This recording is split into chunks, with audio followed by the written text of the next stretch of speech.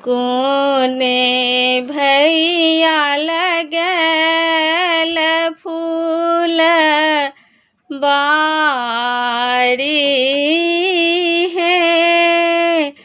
आहे कोने बहिन फूल तोड़ा जाए कि घाम से शरीर भीजल है। बड़का भैया लगल फूल बाड़ी है।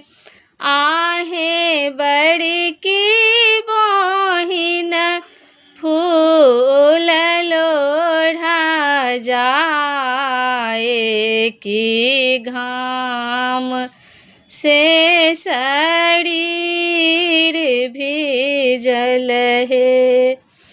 फूल लोढ़ैते बहिनी घामी गेली है। आहे घामी गेलने सगड़ शरीर की घाम से सिंदूर भीजल है। छाता लक गेलखिन बड़का भैया है। बहिन ओढ़ी लिया इहो जोड़ा छाहरी।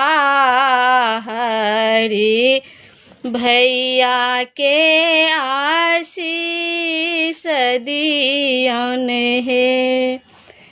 पान लाका गेलखिन अहब भौजी है।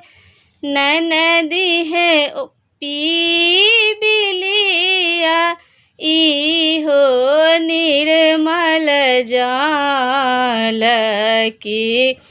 भातीजी के आशीष दियन है। जुगे जुगे जीवथु सब भैया है। आहे भौ